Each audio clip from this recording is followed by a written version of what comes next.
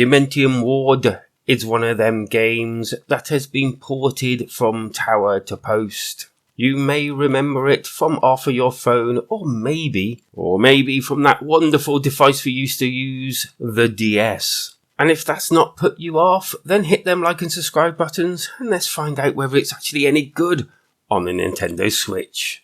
Dementium Ward basically is a horror survival game where you take on a role of your protagonist who wakes up in Walking Dead style and has no idea who he is, where he is, or why he's there. But he is in a ward. See the link between the title and where he actually is. The very first thing I noticed about this game, which kind of had alarm bells ringing, was the fact that everything in front of me was darker than a very dark thing. And immediately I thought, oh great, this is the tone of the game and how it's going to go. Luckily enough, not. You do find a torch and you do get to use it, and you do get to find weapons.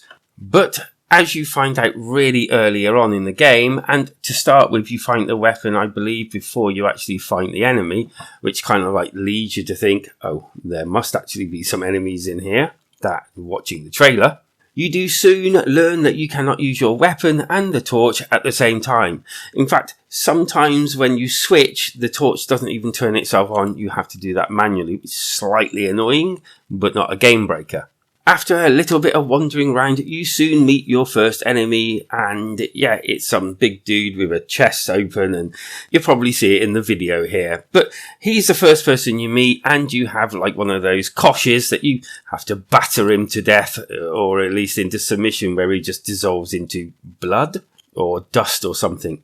After that, there are a lot of them, and then you soon reach a point where you get these other little creatures, and yeah, you start getting more and more. And to that, the combat isn't too bad. It's a little bit clanky, like when you have to hit someone with the kosh, you have to like lean yourself down, so you kind of almost hitting their torso and their legs instead of what you actually want to be hitting. The gunplay is okay. I did actually miss getting the first gun and didn't realise it, but on a consequently second run through, I did actually find the gun. But there isn't just a gun, so if you miss it, you can pick up extra and different weapons on your playthrough. I will say there is some tension within this game. It is kind of spooky, and it did kind of like make the hairs stand up here and there. The music was actually quite atmospheric, kind of like gave it that extra feel to it. I did look over my shoulder a couple of times when my cat sort of like scuttled and jumped at the window for some unknown reason, and I was like, oh shit, what's that? But yeah, it really did have a spooky atmosphere about the whole thing, and kind of all the different creatures were okay, but I didn't find those as scary as the actual areas you were in. Some areas had like these like cots and all, and screaming babies or crying babies. That kind of like was really spooky. And this was all just as well. Now, I will say that I did die once during the actual gameplay, and that was a bit annoying, but you do actually have save points within it, these little sort of like almost orb things that kind of like reminded me of a portal or something. You can actually heal yourself up, or your character up, as you actually progress. Whenever you get hit, you take damage, you have like 100%, and it clocks down from there. There are, and I say this unfortunately because it kind of like took a little bit of the tension out of the game, as you use painkillers to put up your health. But especially at the beginning, there are everywhere, and I mean everywhere. Some do the whole health, some do bits of the health, but they are literally scattered everywhere you look. And yeah, that feel of tension kind of like gets drawn out a little bit, mainly because of this reason. You're not scared because, oh, there's some more painkillers over there, I'll just take them and I heal up. So to me, that was a little tiny bit disappointing.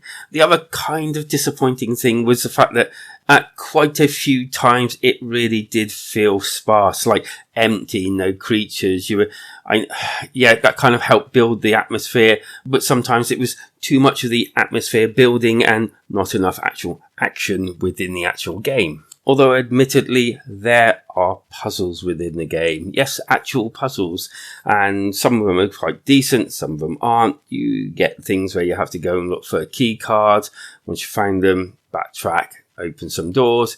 You also get things that I didn't quite, well, I got what it was, but sometimes I had to go and look up a walkthrough because what they were saying this, and it just didn't do what I thought it was meant to have done. I'm not going to spoil any, but even after I looked up how to do it, I still thought that didn't make entire sense on what I was looking at or what I should have been doing. It's hard to explain without an actual contents, but I don't want to spoil the things coming up if you buy this. As for them visuals, it didn't look too bad. It was definitely old school. It had one of those like retro filters that you can add onto it, but it kind of like had an automatic filter because it looked so old school. And considering they built it from the ground up, I would have thought they would stick a bit more of a graphical upgrade to it, which they did not, or in the very least in the way that I wanted them to. There were some quite nice cutscenes within the game, which was quite nice. Some scary cutscenes and some where it kind of like left me feeling, oh shit, for later on, if you know what I mean. The game is also a little short as well, probably clocking depending on how fast you can get through it, maybe 2 to 3 hours, depending on yourself. But it was 2 to 3 hours I was enjoying myself on. There was no time that I thought, this is utter crap. In fact, I actually thought this is better than what I actually thought it would be. But again, for a game that they admittedly said they built it from the ground up for the Nintendo Switch, I kind of expected a little bit more from it. Now, I did hop on over to my Steam account and had a look at their graphics, and although their graphics weren't as great as I, again, would have imagined, they were far more superior, I thought, to the Nintendo Switch version, but it was nothing I didn't think the Nintendo Switch could handle, or could not handle, so I'm kind of puzzled why they didn't go the extra mile for the Nintendo Switch. But at the end of the day, it is what it is, I suppose. So, how would I score this game? Well, personally, I did have fun with it. I remember actually thinking to myself, I'm actually having fun with this game. Would I have actually bought it myself? Not at this price. This is, to me, overpriced. I'm upset saying that because I would actually like to see people play this game. But I really do feel like this is kind of overpriced somewhat. And I kind of think that two things. That's either a shame and maybe people won't play it for that much, or they're going to have this game as a £19 game but have it on sale pretty well all the time, which in that case, if it drops to $4.99, which most of these games do, I would probably recommend it and say, yeah, go and spend $4.99, you'll get a good few hours out of it, and it's quite good fun square. At least for my part, it was. And so at £19.99 or your equivalent, I would probably say this is a 6 out of 10, unfortunately. For a $4.99, however, I would probably, or even less than that, I'd probably say if you can get it on sale, I'd probably do that because it's definitely worth a playthrough at least. But for this price, yeah. Anywho, thank you for joining me.